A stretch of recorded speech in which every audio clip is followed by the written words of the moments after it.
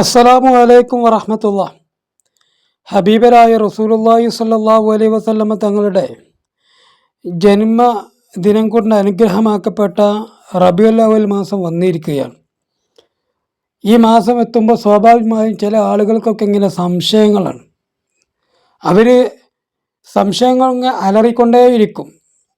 ഒരു കാലത്തും സംശയം വിട്ടുമാറുകയില്ല. കാരണം റമദാൻ മാസം വന്നിട്ടുണ്ടെങ്കിൽ പലതിൻ്റെ കാര്യത്തിലും സംശയം.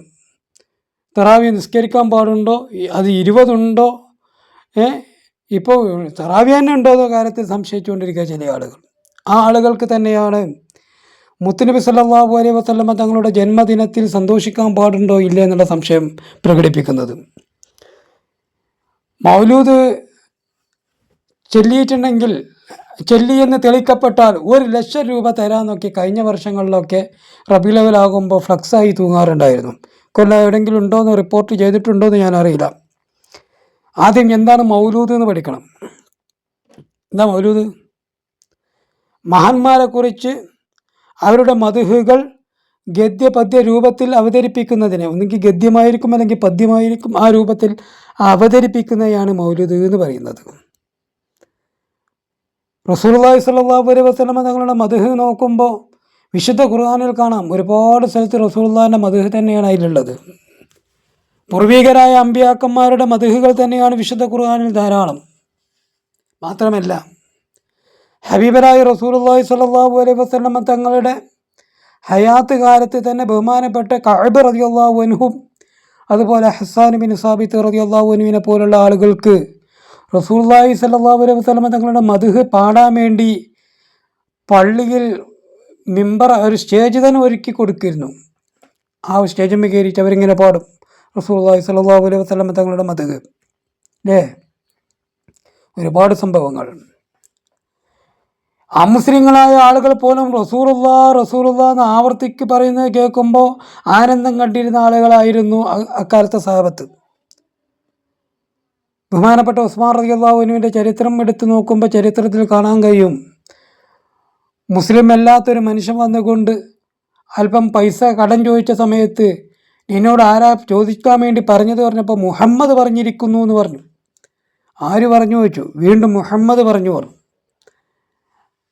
എത്ര തവണ ആവർത്തിച്ച് പറഞ്ഞു, അതിനനുസരിച്ചൊക്കെ പണം കൊടുത്തു എന്നതാണ്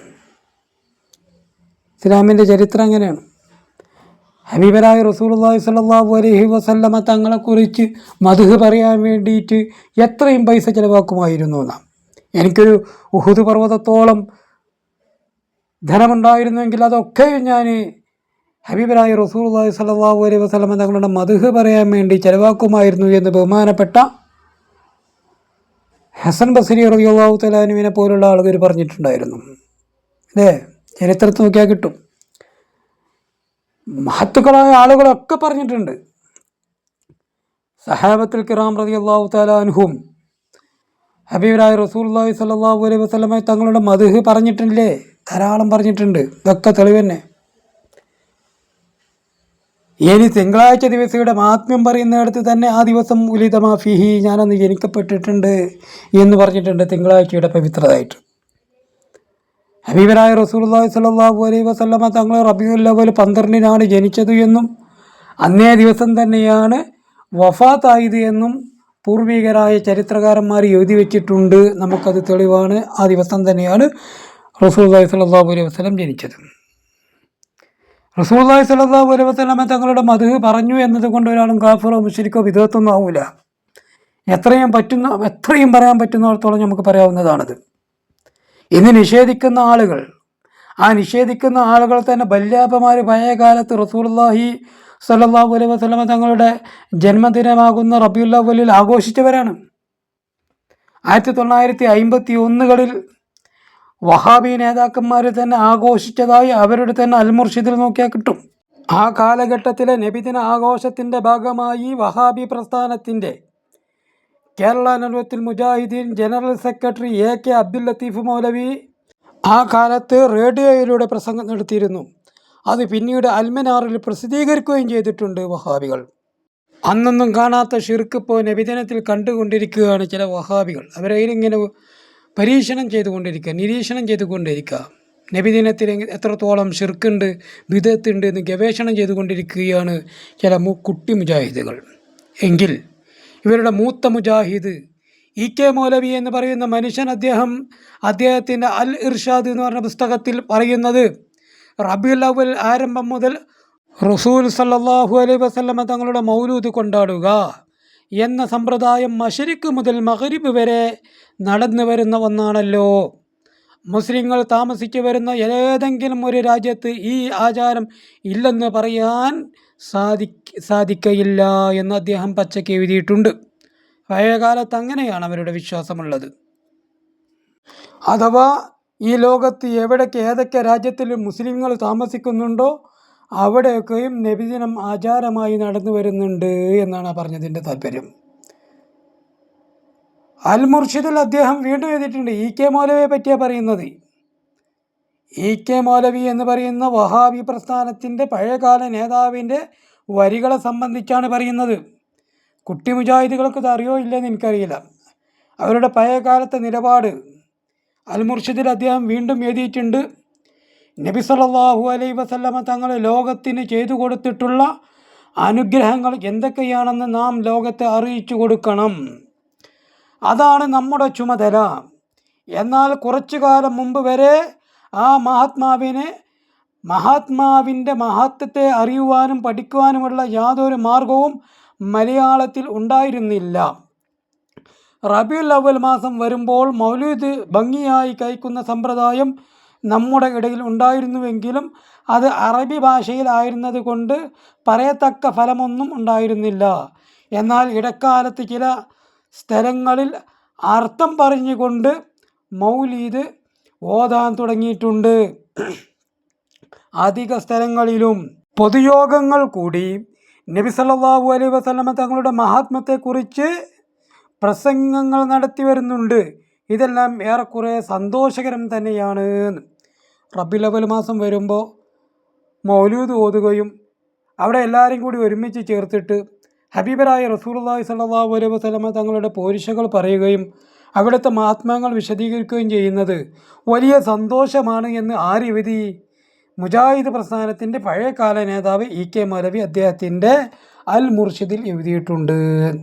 ഇനി കേരള വഹാബികൾ പഴയകാലത്ത് മൗലൂദിനോടുത്ത സമീപനങ്ങൾ എങ്ങനെയൊക്കെയാണ് എന്ന് കേരള ജംഇയ്യത്തുൽ ഉലമയുടെ പത്രമായിരുന്ന അൽ മുർഷിദിൽ തന്നെ നമുക്ക് പല ഭാഗങ്ങളിൽ നോക്കാം. മൗലൂദിൻ്റെ പുണ്യ സദസ്സിൽ പങ്കെടുക്കുവാൻ തൗഫീക്ക് ലഭിച്ചവർ ഭാഗ്യവന്മാരാണ്. എന്നിട്ടോ മേൽപ്പറഞ്ഞ സംഗതികൾ പ്രദാനം ചെയ്യുന്ന ഒന്നാണല്ലോ മൗലൂദിൻ്റെ സദസ്സ്.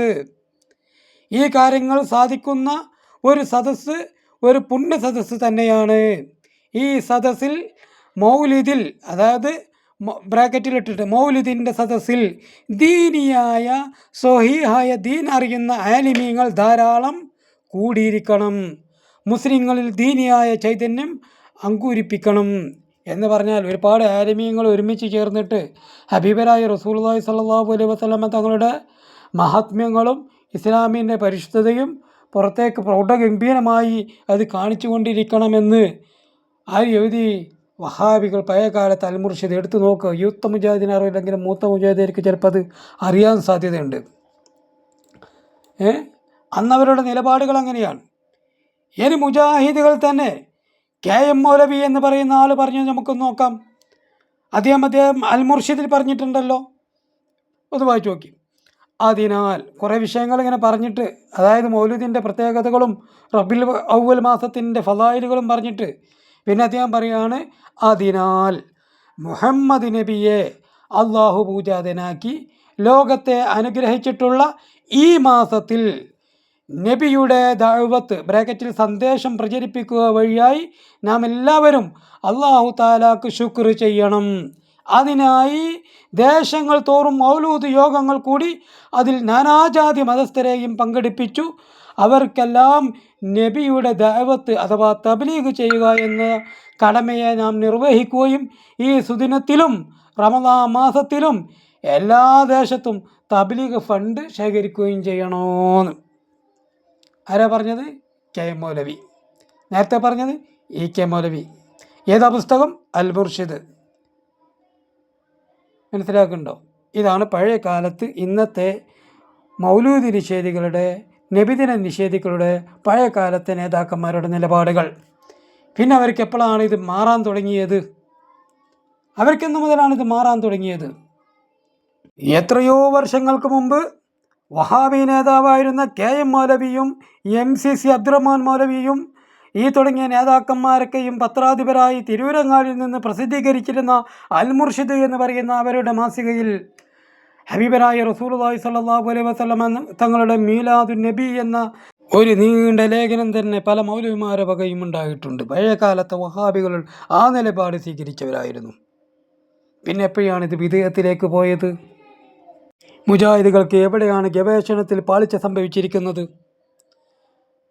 ലോകാനുഗ്രഹിയായ ഹബീബ് റസൂലുള്ളാഹി സ്വല്ലല്ലാഹു അലൈഹി വസല്ലം തങ്ങളുടെ മദ്ഹുകൾ ഗദ്യപദ്യ രൂപത്തിൽ അവതരിപ്പിക്കുന്നത് വലിയ ശിർക്കും കുഫ്റുമാണ് എന്ന് പറയുമ്പോൾ KM മൗലവിയുടെയും അതുപോലെ K ഉമ്മർ മൗലവിയുടെയും അതുപോലെ അലവി മൗലവിയുടെയും ഒക്കെ മൗലൂദുകൾ പേരക്കുട്ടികൾ ഗദ്യമായും പദ്യമായും പറയുമ്പോൾ അതിലൊന്നും തെറ്റ് കാണാതെ, അതിലൊന്നും ശിർക്ക് കാണാതെ, അതിലൊന്നും ബിദ്അത്ത് കാണാതെ റസൂലുള്ളാഹി സ്വല്ലല്ലാഹു അലൈഹി വസല്ലം തങ്ങളുടെ മഹാത്മ്യം മാത്രം പറയുമ്പോൾ അതിൽ മാത്രം ശിർക്ക് കണ്ടുപിടിക്കാൻ മാത്രമല്ല, നബി സല്ലല്ലാഹു അലൈഹി വസല്ലം തങ്ങളോട് മാത്രം കാണുന്ന ഈ വിരോധം എവിടുന്നാണ് നവ വഹാബി കുട്ടികൾക്ക് ഉദയം ചെയ്തത് എന്ന് നാം ചിന്തിക്കേണ്ടതുണ്ട്.